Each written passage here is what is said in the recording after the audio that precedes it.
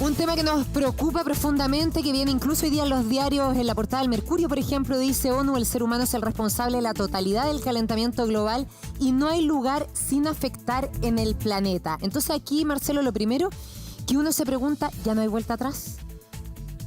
Bueno, la verdad es que el informe es revelador, porque de alguna forma se reduce de forma drástica la incertidumbre y eso evidentemente nos enrostra la responsabilidad que tiene la humanidad en el calentamiento que está viviendo el planeta y todos los efectos colaterales que día a día acompañan los medios de comunicación, la prensa, incluso mencionadas hoy día, ahora recién el periódico es El Mercurio.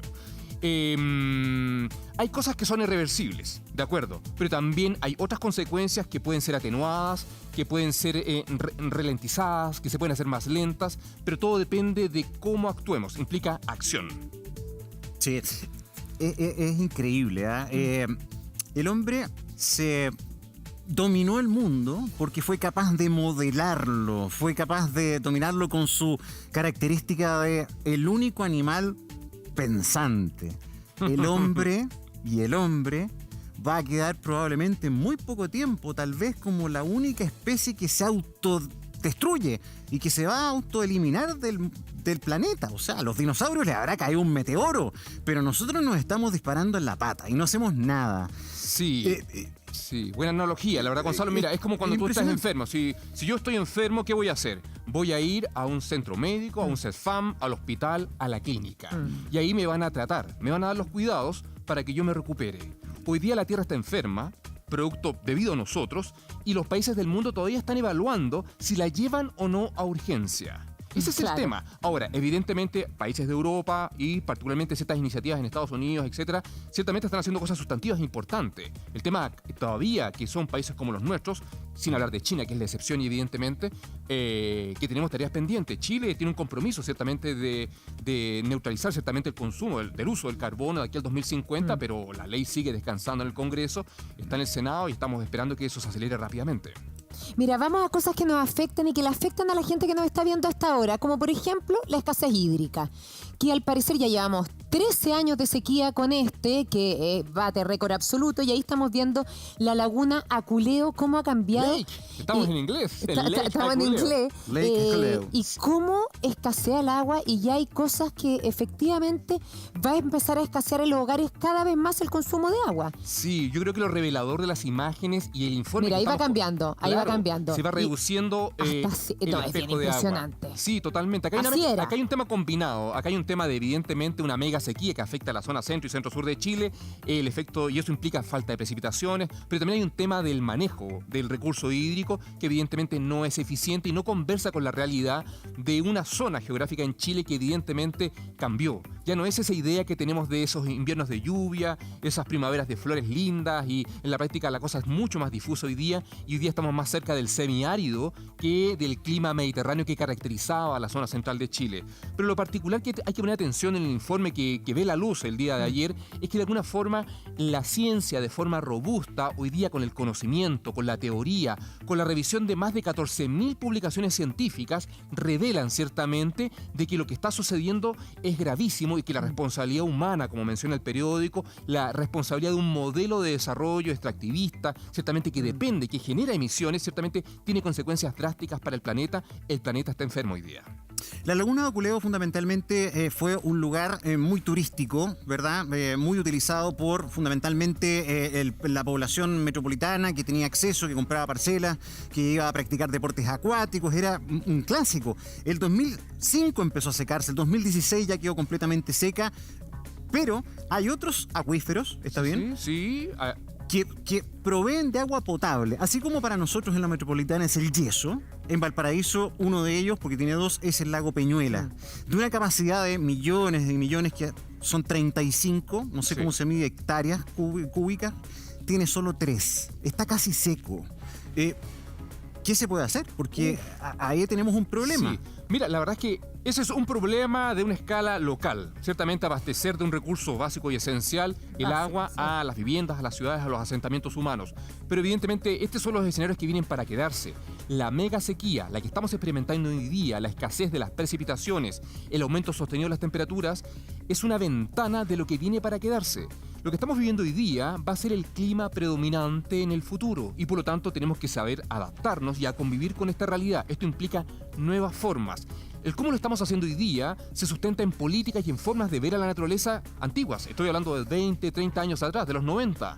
Hoy día necesitamos nuevas formas, necesitamos un proceso de transformación que suena drástico, que suena fuerte, pero necesitamos transformarnos. Y esto no solamente es una tarea del gobierno, es una tarea que va desde el gobierno y que llega hasta lo local, hasta el ciudadano consciente, porque tenemos ciudadanos conscientes, independiente que hayan algunos inconscientes de todo, que invisibilicen o no comprendan, pero hoy día cada vez más hay gente consciente que entiende que este es un problema que viene para quedarse y que tenemos que aprender a convivir con él. Y a convivir en muchos aspectos, porque vamos a tener escasez de agua.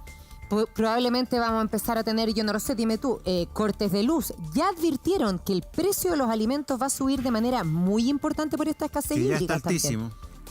Claro, más todavía. Claro, o sea, claramente, dependiendo de lo que hagamos hoy día, van a ser las consecuencias. Hay ciertos procesos y fenómenos que ya están instalados y que probablemente hasta que nos vayamos todos al cementerio o a la ónfora o cual sea la idea, nos van a acompañar. Hay otras cosas que se pueden revertir y probablemente sus descendientes, mis descendientes y los descendientes de mis descendientes puedan tener una vida mejor si actuamos hoy. Ese es un tema fundamental y eso implica transformar el modo como nos relacionamos con el medio. Ahora, evidentemente hay consecuencias. Claramente, como mencionas, pueden haber consecuencias de aumento de los alimentos, pero eso implica buscar nuevas formas de tener una agricultura más sostenible. La escasez del agua implica que el césped, esa idea preconcebida que tenemos del jardín en Chile central, que creemos que estamos en zonas templadas como Inglaterra, donde el castillo de Buckingham tiene unos jardines. Acá no estamos, evidentemente, en ese tipo de precipitaciones y por lo tanto entender que vivimos rodeados de un bosque esclerófilo, de la cactácea, de la Copiapoa chilensis. Evidentemente, eso implica un cambio de switch. Es una nueva forma de entender el lugar que habitamos y cómo nos relacionamos con él. Esto implica, evidentemente, un uso razonable del agua, la recuperación del agua, el cuidado del recurso que es escaso, y ello, evidentemente, implica las nuevas matrices energéticas amigables con el entorno y el medio ambiente que cada vez son más masivas, ciertamente, en Chile. Y Chile, desde ese punto de vista, todos bien sabemos también que es privilegiado en energía eólica, en captación de energía solar, y eso cada día sigue bajando más de precio, cada día... O sea, hay luces. La tecnología nos va a permitir ciertamente lograr adaptarnos y disminuir nuestra huella ecológica. Pero esto tiene que ser ahora, tiene que ser masivo y tiene que ser permanente en el tiempo. Si no lo hacemos ahora, evidentemente el escenario va a ser complejo. Es lo que revela en gran parte este documento. Sí, lo conversamos un poquito ayer. Uno pensaba hace 10 años que este proceso del cambio global, del calentamiento global, era una cosa que iba a tomar bastante más tiempo. Pero resulta que en tan solo una década hemos sido testigos, esta generación, de que la cosa cambió y la estamos viendo. No está lloviendo. Este año no llovió casi nada. El año pasado, pocaso. No hay nieve. Es increíble. Estamos en agosto y la cordillera aquí encima nuestro está café. Y sin nieve no tienes agua para el verano. Se viene complejo. O sea, si van a cortar la luz, no vas a ver la novela. Estamos repletos de incendios en el mundo. Se está quemando todo. California, unos incendios voraces. En Grecia, arrancando en barcos porque las islas están azotadas por los incendios. Entonces, esto está pasando. Y para Chile, que en este informe se menciona casi 100 veces Chile, el aumento del nivel del mar. Lo que estamos viendo en los puertos, viven cerrados por las mariscadas. Sí, claro, ese es un efecto, una consecuencia del aumento sostenido de la temperatura. Hay otros que son más impactantes. La disminución de las precipitaciones y el aumento sostenido de la temperatura tienen más impacto que el ascenso del nivel del mar en Chile, particularmente dadas las características de nuestra topografía. Bien conocen ustedes la zona costera, el borde costero particularmente, y generalmente en nuestro país la pendiente aumenta rápidamente. Pero distinta es la costa argentina, que es mucho más deprimida y plana, la costa de la península de Florida, en Miami, por ejemplo, o los Países Bajos, ciertamente que se llaman bajos porque bien saben ustedes por qué. En la práctica, dependiendo de las características de la topografía costera, entre más plano, entre menor altitud, un aumento de pocos centímetros del nivel del mar puede detonar procesos agresivos de erosión, socavamiento, impacto importante. Y esto ya está pasando en Kiribati, en Polinesia, está pasando en Bangladesh. Los refugiados climáticos hoy día autoridades se están movilizando, los países están comprando territorios para que se muevan sus personas, ciertamente porque sus islas están siendo, o las zonas costeras están siendo barridas por la acción del oleaje, las tormentas, los tifones, producto de los monzones, etc. Sin embargo, independiente de que el aumento sostenido del nivel del mar, producto de la expansión del volumen, ciertamente porque al aumentar la temperatura se expande el océano, pero también el deshielo, ciertamente, de la Antártida y Groenlandia, si bien eso implica aumento del nivel del mar, en el caso de Chile, si bien es importante, no es lo más sustantivo. Particularmente yo diría que para Chile son la disminución de las precipitaciones y el aumento de las temperaturas. Esos son las dos más graves en Chile. Cuéntanos ahora las consecuencias que tienen estas dos cosas en nuestro país o que van a tener el corto plazo. Porque como bien decía Gonzalo, están pasando cosas que nos decían, no, las vamos a ver en el 2040 y resulta que están pasando hoy día. Justamente, y has tocado un tema vital, María, porque en la práctica acá está el tema de que ya no necesitamos está el trabajo científico, este documento que vio la luz ayer, tiene más de 14.000 citas bibliográficas y hoy hay datos instrumentales, pero datos instrumentales, está todo el enfoque paleo que reconstruye el pasado a través de anillos de árboles, de núcleos de hielo, de estratigrafía en sedimentos, etc. Pero independiente de ello, lo que tú revelas ahora es que hoy día los hechos nos revelan, nos enrostran, nos visibilizan ciertamente que esto está pasando y con mayor frecuencia. Evidentemente, las tasas, independiente que tuvimos una ventana de disminución de gas de efecto invernadero, el dióxido de carbono, principalmente entre el 2015, más o menos 2017, se estabilizó, no quiere decir que haya disminuido, la tendencia al neto es el aumento. Año a año sigue aumentando la tasa de emisiones de dióxido de carbono a la atmósfera y por lo tanto la atmósfera se sigue calentando y por lo tanto todo lo que aparece en los medios, la COP25, el Acuerdo de París, etcétera, la gran masa lo mira como un problema de la ciencia, de los gobiernos, de la política, pero ciertamente acá necesitamos ciudadanos y ciudadanas conscientes. Aquí tiene que haber un cambio sustantivo del cómo nos relacionamos con el entorno, de nuestras huellas ecológicas y cómo hacer ese cambio sustantivo, ciertamente, porque esto viene para quedarse. Oye, no es por echarle la culpa al vecino, Sin duda todos los países tenemos que hacer lo nuestro, incluso desde lo individual, como decías tú, que seamos ciudadanos conscientes, todo eso va a ir sumando. Pero ¿no es esto muy testimonial, muy saludo a la bandera, cuando el esfuerzo proviene de países como el nuestro, que está en el lugar 149 o 150 del planeta en términos de la emisión de gases invernadero, y cuando las megapotencias, China y Estados Unidos, son las dos que más contribuyen a esto? También es cierto. Si ellos no se ponen las pilas, lo que nosotros podamos hacer, la verdad es que es un chiste, por decirlo de una manera bastante resumida, ¿no? ¿Cómo se hace eso?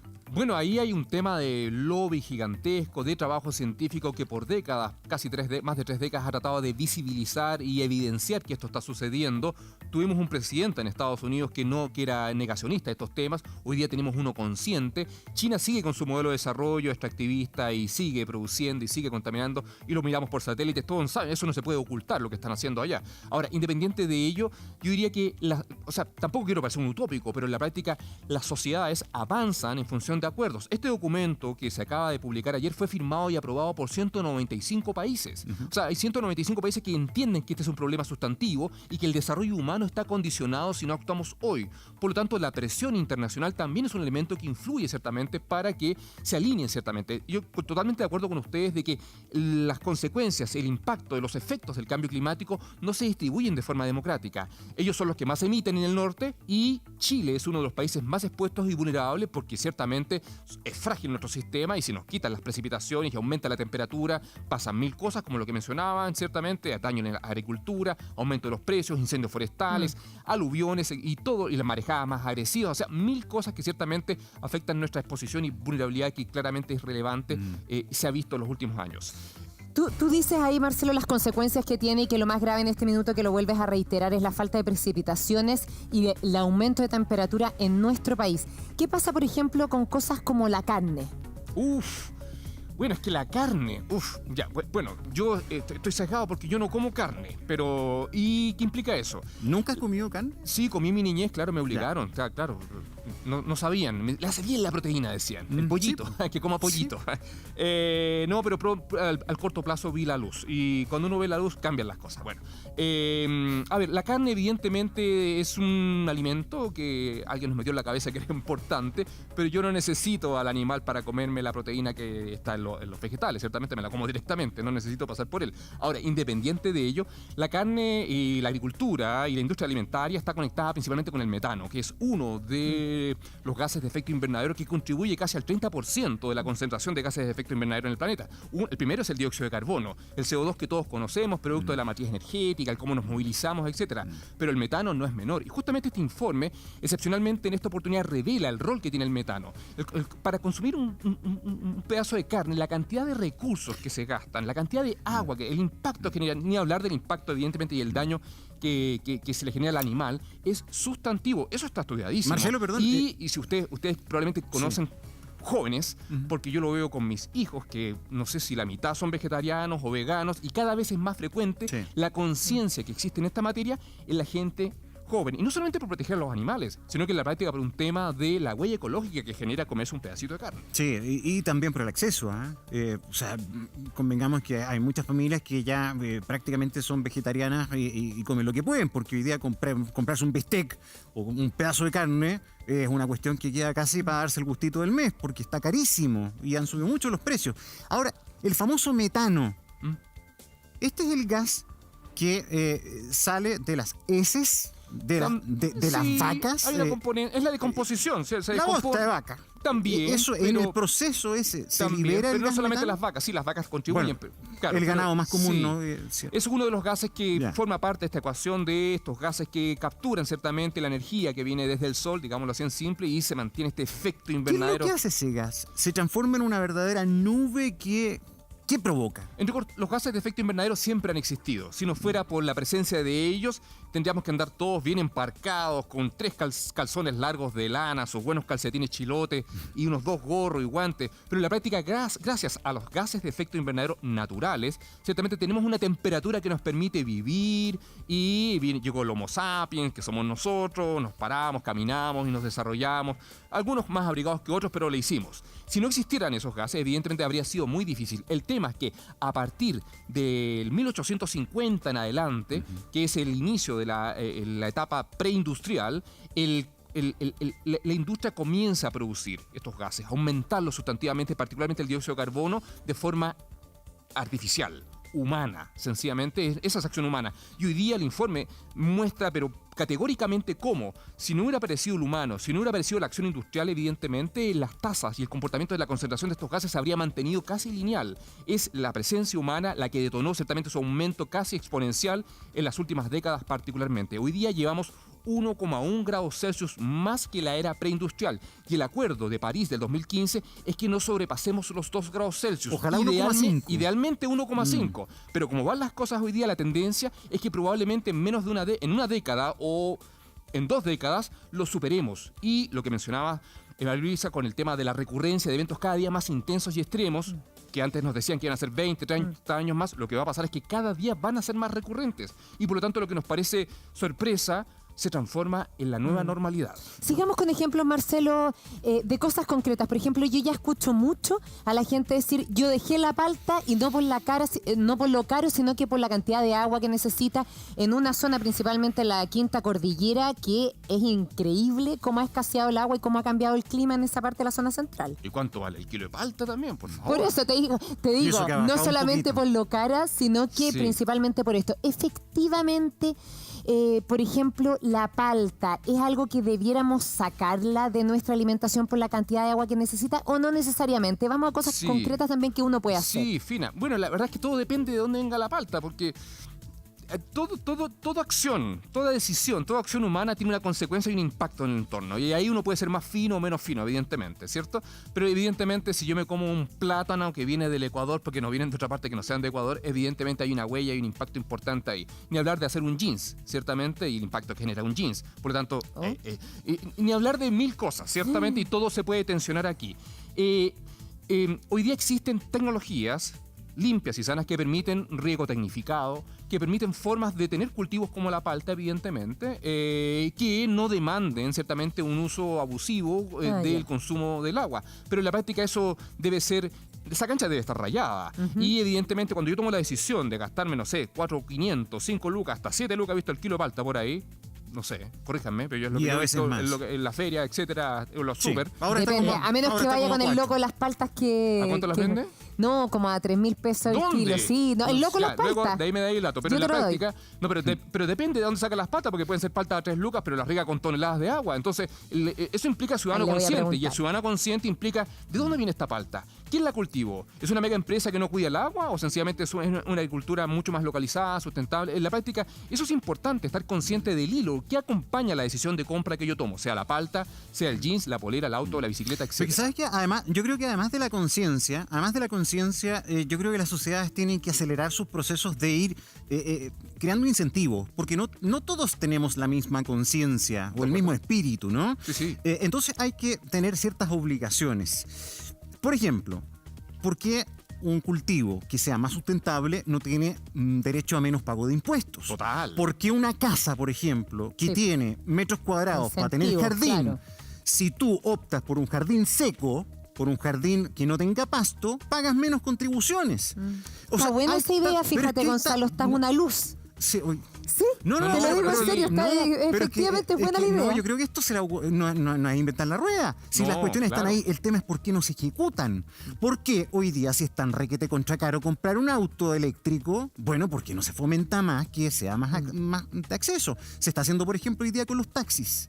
Hoy día hay un fomento del Ministerio de Energía que les entregan por lo menos 8 o 10 millones de pesos al taxista para que se cambie a eléctrico, y lo están haciendo. O sea, si aceleramos esos procesos y no lo dejamos a la buena voluntad, empezamos a avanzar. Totalmente de acuerdo, Gonzalo. Sí, tiene que haber incentivos. O sea, varias estrategias son paralelas, porque la transformación implica distintas estrategias de ataque. Por una parte, el incentivo, evidentemente. Las empresas ya tienen mucho y ya los están usando, por ejemplo, en estos temas. Pero también está el tema de la educación, que es sustantiva y que todos sabemos que está en crisis, pero evidentemente es importante, esa conciencia ciudadana en estos temas. Está el trabajo de la academia, de darle la bajada a estos temas. Hoy día, más que nunca, hombres y mujeres de ciencia comunican y están en todas partes, en los medios, en la radio, en las redes sociales, informando, dándole la bajada con el lenguaje pedagógico. Hoy día la comunidad tiene una oportunidad gigantesca de interactuar y la academia, en esa deuda histórica que tenía de ese lenguaje críptico, ciertamente tiene una bajada de la importancia de la comunicación,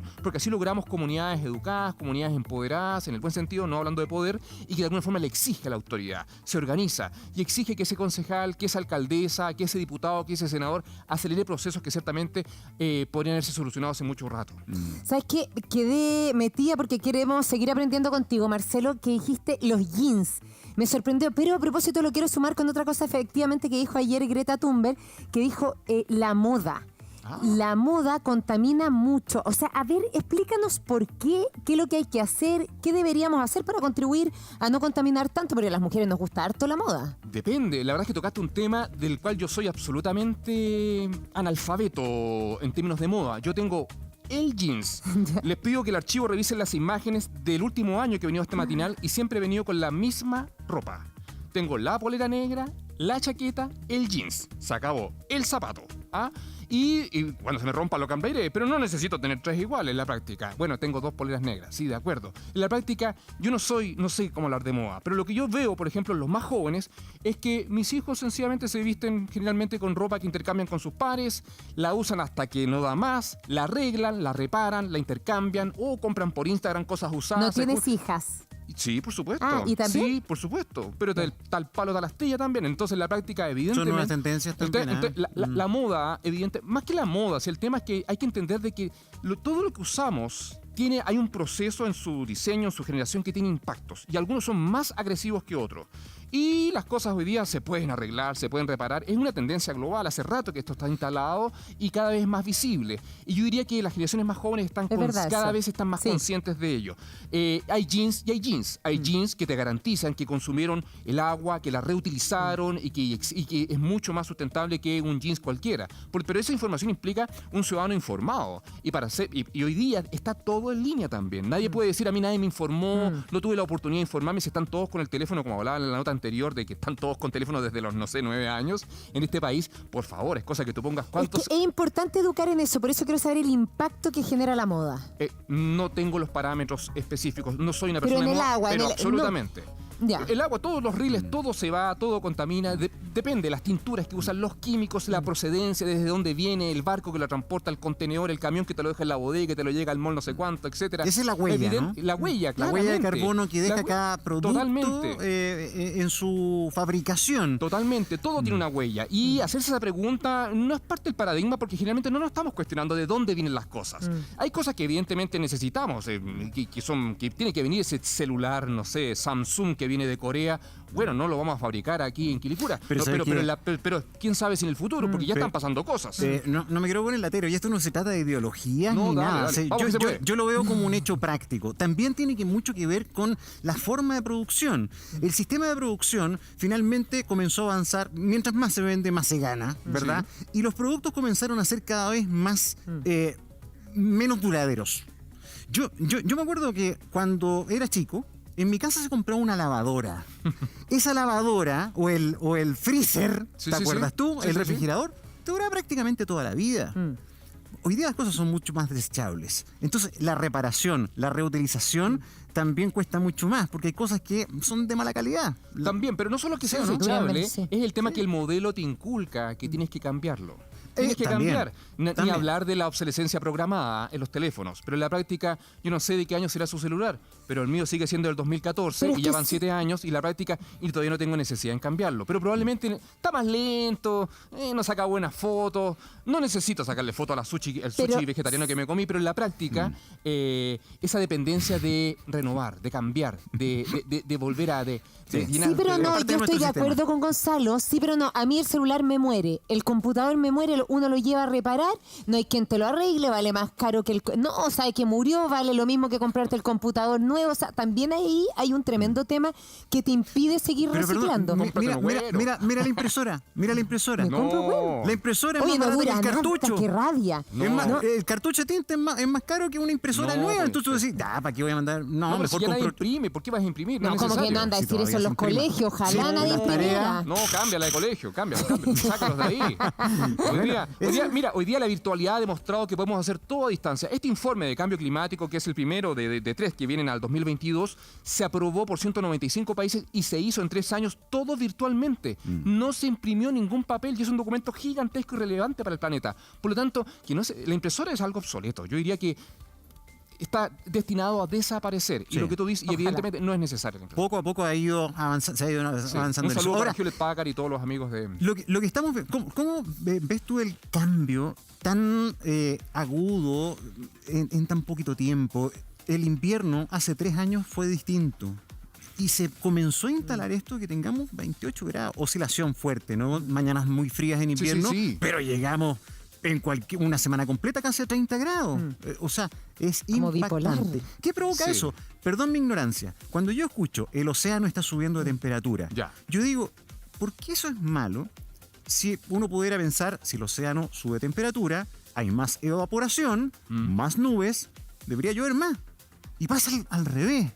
Sí, no, pero es que depende, porque todo depende de cómo se mire, desde dónde y todos los elementos que interactúan para el efecto que tú esperas. Por ejemplo, el hecho que aumente la temperatura sobre los océanos, que el océano absorbe, pero muchísimo más que la Tierra, evidentemente, genera más vapor de agua en suspensión y eso hace que las tormentas sean mucho más agresivas. Pero evidentemente el hemisferio sur tiene menos masa continental y a nosotros nos resulta sumamente rápido ir a la costa. Si te quieres comer ese mariscal, no sé qué, el plato el que te guste, el piure con cebollado, con limón, o el durazno peludo, lo que tú queráis, o pelado. En la práctica lo que quiero llegar es de que a nosotros nos resulta fácil llegar a la costa rápidamente y por lo tanto el océano es un regulador. El océano de alguna forma nos ayuda a que los impactos no sean tan intensos, a diferencia de las olas de calor que vimos en Canadá, en el noroeste de los Estados Unidos, donde son países netamente continentales. La masa continental predomina en el hemisferio norte y es por eso que allá es donde los efectos de las concentraciones de las altas temperaturas es masivo y se producen esos fenómenos gigantescos que hemos visto en